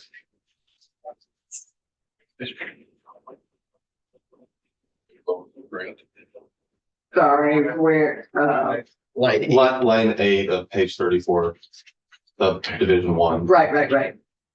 So removing VHIP? Keep VHIP, just say a VHIP loan or grant rather than just a grant. We can thank Chris Donnelly for that catch. Using a loan or grant. So, yeah, that'd On be. line 8, I don't, oh, using a loan or a grant, Why are we linking it only to VHIP? because that's where the ADU program. There's, What if somebody wants to build it? to be clear, it's any ADU. Okay. And then it's the VHIP projects. There are 2 different ways to qualify. Yeah. It doesn't require that. Dave, are you okay? Pension bills. Love it that. Let's have a Zen moment. Okay, so it's any ADU, Mhm. but, I mean, that's my recollection. I could pull up 24 VSA 4303. Whether they use the VHIP program or not. Yeah, I don't, What? I don't It's work- broader. Yeah, Yeah, it is broader. that's what I recall from last time we went into this. Yeah. We could limit it just to ADUs that are financed through VHIP. I imagine that would be a much smaller universe of projects if you were to. And it also puts more pressure. We want ADUs, whether they're financed by us or not. Yep. In my humble opinion. So, Using a loan or grant. Add that. that, we already have grants, so we just would add or loan. Everybody's waiting for that approval from the committee. Yes, Okay. I think we have Is it to, okay if we press the camera? Sarah, to add those two words? I think so. Okay. Okay, how are people feeling about this? That's good. John's ready. Well, I was just thinking about the construction being completed. Do we have that definition elsewhere? Or would we say something about it's received a new valuation? Like, who is verifying that construction's been completed? I think the listers or the assessors. But they don't, do they use that language for the lister's involvement, or would they use a valuation language? Like a lister has reevaluated the. I think that it's a good point because we're talking about tax compliance. We're talking about being able to verify. Yeah. And I think that being completed in the previous 12 months is something that should be verified. We could absolutely strengthen that if you're concerned about compliance for that reason. I think in reality, it would come down to whether a lister looks into that, which is going to be kind of discretionary. Right. It's a finance question, but I just don't want us to not have thought about it before it goes to finance, so they don't think there's problems. I think But I for don't my think we part, have that definition anymore. for my part, for the legal aspect of it is just having something concrete for a lister to be able to look at Yeah. and for it to not be ambiguous. Right.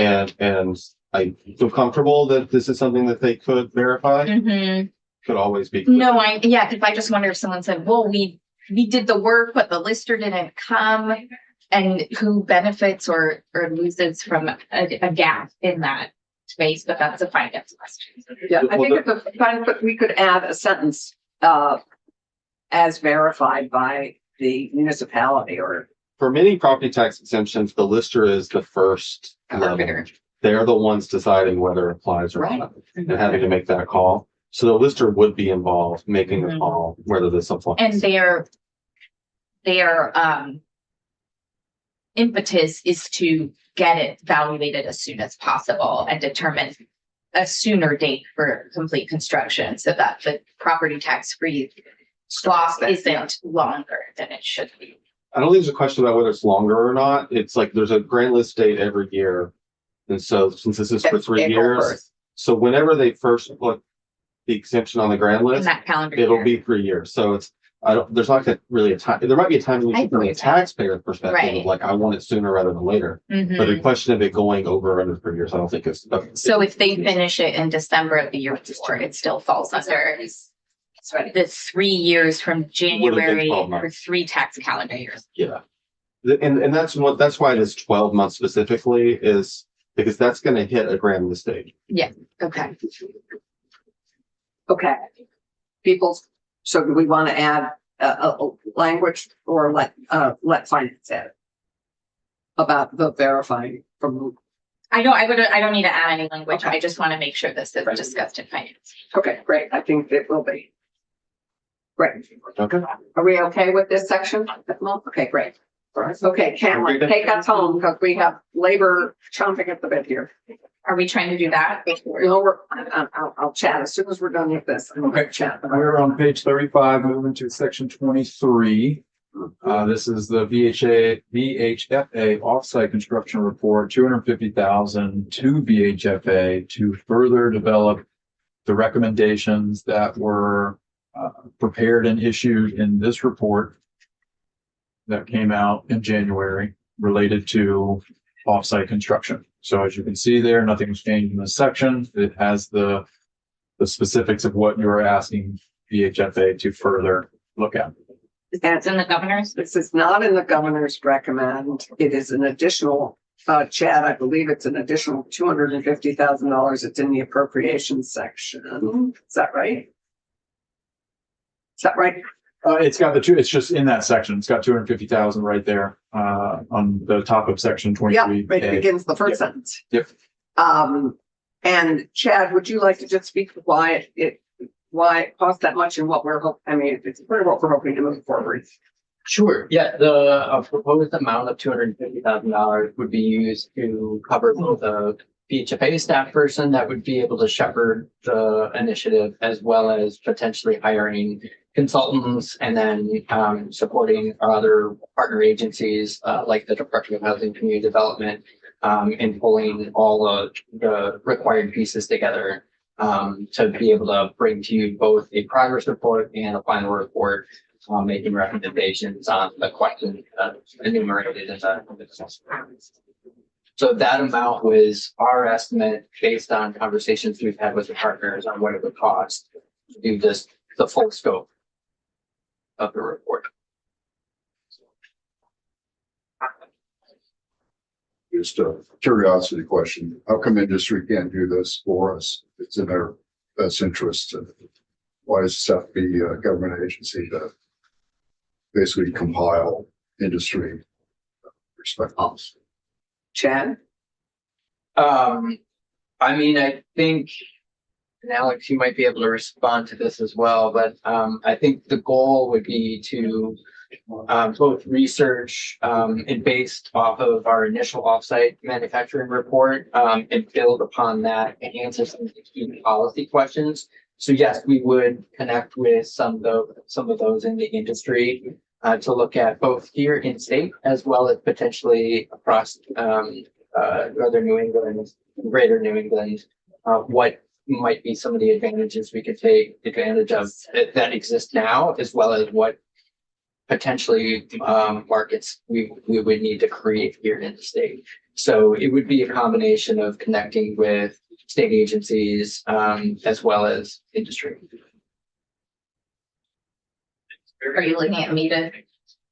But sorry, I think if we had $250,000, we should build more housing. We should give it to an entity that's trying to get off the ground to build prefab housing and make it more affordable for people. I know it's not a lot of money, but it is, that's a substantial one, $250,000.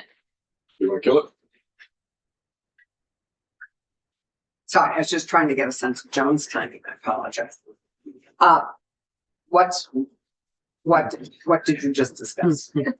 Sorry, I'm. Why, Managing a lot here. my question was why couldn't industry provide this answer without having? So why don't we ask industry to do that then? Right. For free. Best interest. Chad, how would we do that? We would ask the stakeholders that have been involved in this thus far. I think, and as Maura talked about in her testimony, I think those are much bigger questions that, again, this bill proposes we try to answer and bring to you some recommendations. Whether or not you are just looking to buy homes kind of on a turnkey basis and to be able to provide, or are you trying to create an industry here in the state? What would be those? Yeah, so that's a different policy question than just buying homes that are prefabricated or off-site manufactured. That's this whole discussion with Fairhaven. It's what can we do to really reestablish this industry in this state? Generation question. Because we lost, and how can we regenerate that? But why are we? I think we're out of time, so I think we should just say yay or nay, keep it in or not. So I'm happy to pull it out for the moment and put it on the discussion list for next week to read. So I would like to keep it in because I think it's an economic development thing. I only want to discuss it further if we're saying $250,000 to jumpstart something, a planning process for a facility. A study committee. Just, yeah, I am not, I'm done. I've reached my limit on study. Pause, Like, pause, drop it, we'll come back to it next week. Okay. are we in trouble then? What's up? Yeah, we're in trouble now. Okay, I'm moving to page 36, which is appropriations. And the only things that have changed subsequent to our last conversation is I have simply added the $4 million request for the VHIP program and the $2 million request for the manufactured home improvement repair program. Right. Those are requests from the administration. It's the only thing that has been changed in this section. There are a few other appropriation requests from the administration that are in the House bill that are not here specifically related to staffing.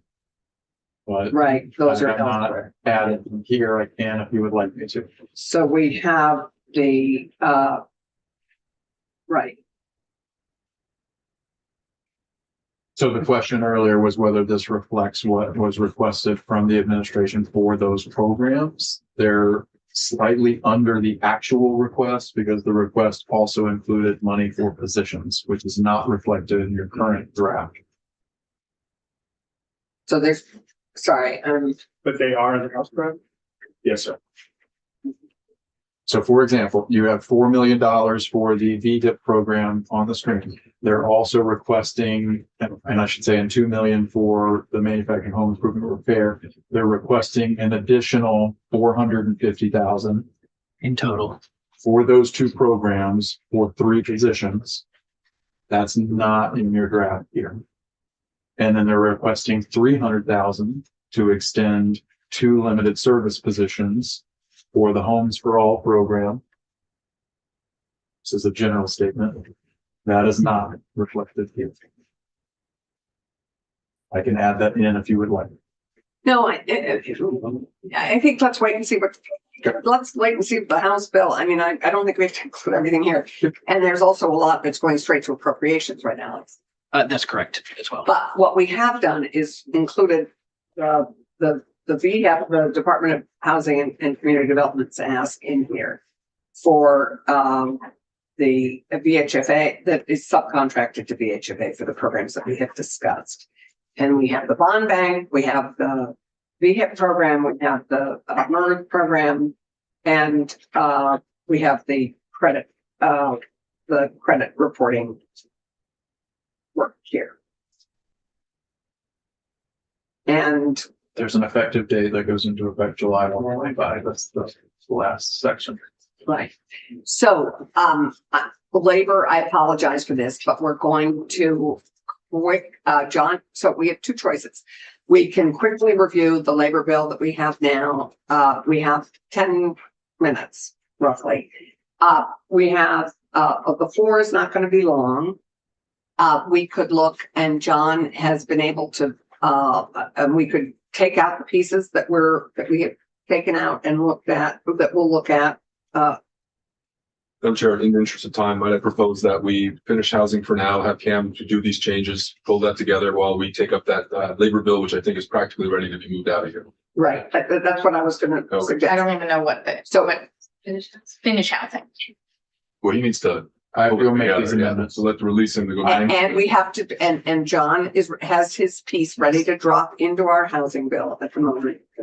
So I would like to recommend that, that we do the labor now before we go to the floor, and that we, come back at 12:15, which is my understanding of when we'll be probably off the floor, and look at the housing bill in its totality at the moment. And walk through. Keisha has some suggestions. I know we are probably at this point going to have to look at them as an amendment. We have other things we're looking at as an amendment. So we're going to have a substantive amendment on Tuesday or Wednesday. And I think that's what I would like to do. I'd like to be able to vote out the labor bill if we can before we go to the floor. So what I'm going to do is I'm going to go make the changes that you've discussed to this draft. Yeah, I think. I am going to coordinate with John and incorporate his sections that he went through this morning, et cetera. So by the time 12:15 comes around, we should have a new draft version Right. that has everything. Okay, and we'll be here as soon as we can be, as close to 12:15. Here's the labor. Thank you. Yeah. Here's the labor.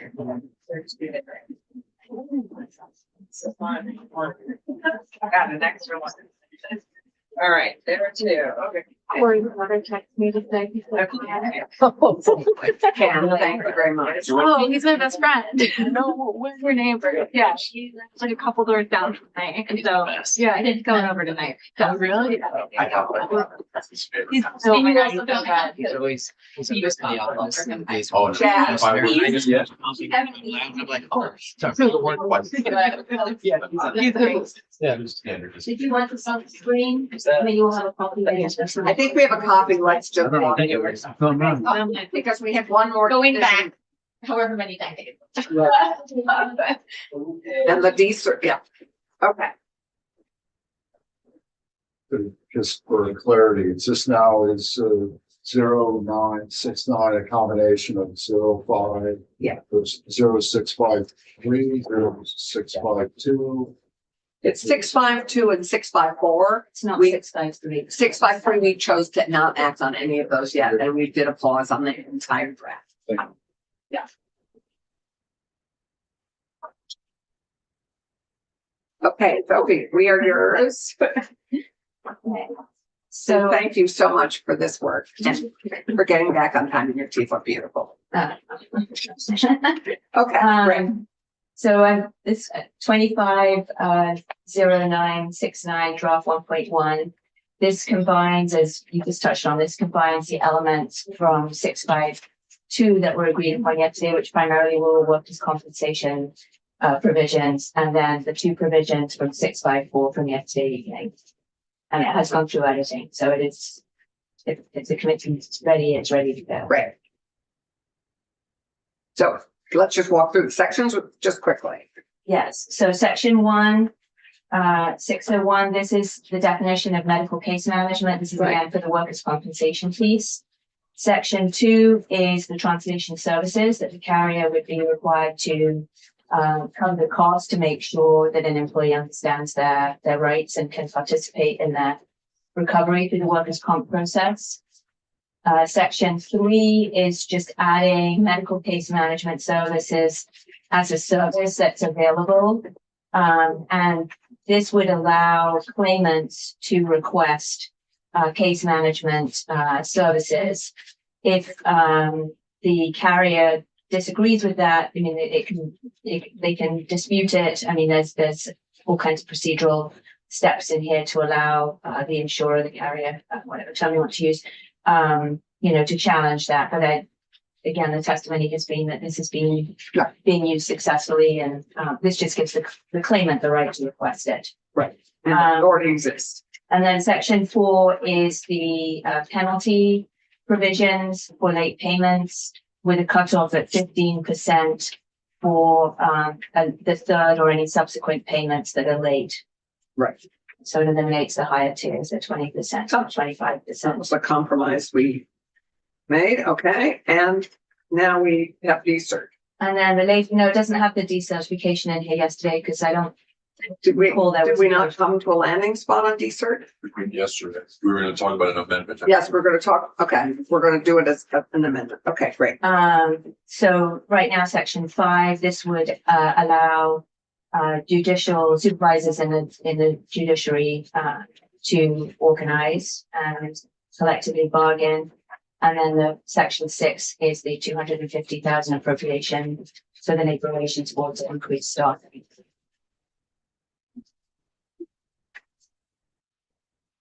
I'm not gonna make the motion because I keep messing it up, but this is everything we agreed to Yeah. yesterday, so Right. I'm ready to go. So, I'm glad we've landed at least on some of these labor pieces. I would, hope that we could address D-cert, Tuesday, Wednesday, so that we can land on that as well, because that matters to, yes. And AAGs. And AAGs and I thought we the did super, classification record keeping. yes, and Mr. So I just don't want, I again don't want to project that like. There were two things that I'm in. I thought we had the supervisors in here. It is. It is. It was That's never section- just up quickly. Yeah, that's it. Section Right, 5, okay. it's page 7, line 5. It takes supervisors out as being excluded. Right, okay, thank you. So there are two issues that I'm thinking about. One, of course, is the D-cert piece. If we got it at 30%, I think the SEA and associated groups would like to see it at at 50% plus one. And I did look at a document that was circulated about where other states are. Of course, I'm not surprised that 2 of the 3 states there are 50%. That's not a surprise. Some of the others are a little higher than I've seen. And one of the questions is whether or not we could compromise with a number like 40% and run it as is. Okay, that's a conversation for another day. We're gonna have that Tuesday and Wednesday. And then the other issue. Yeah. So DCERT is, As Ms. Clark? DCERT was one, and the assistant AGs, you know, I've got Yeah. a thought about how best to do that. those are the, And we can do it next week if necessary, but I think we can get there. I would hope that we could do DCERT, misclassification and the AAGs. Are we forgetting anything though? Well, I'm sure we are. We are, Yeah. but Heidi and I will work on that. If anyone forgets anything, please don't send a note to me on the floor or we'll be back at 12:15. So I would entertain a motion for this draft at the moment. Our miscellaneous labor bill, that we will be adding on to, I hope, with amendments next week. So, will someone be kind enough to please make a motion on draft request 25-0969 draft 1.1? David? So moved. Yay. Okay, that we pass it out paper. And so I think the motion has been made. Would the clerk be kind enough to call the roll? Will, thank you. Senator Brock, Yes. Senator Chipman. Yes. Senator Robbins. Yes. Senator East, yes. Senator Clarkson. Yes. 5-0. Right. Thank you very much, committee. And Keisha, given this is so much of your work, would you like to do this? Okay. So, thank you, committee. We will be back here at 12:15 to do our. Sophie, thank you for your work. All right. Next week, we're gonna book you for Tuesday and we're gonna do labor. I know it's like the door, but I'm not gonna say this. So, thank you. We can go offline. We'll be back at 12:15.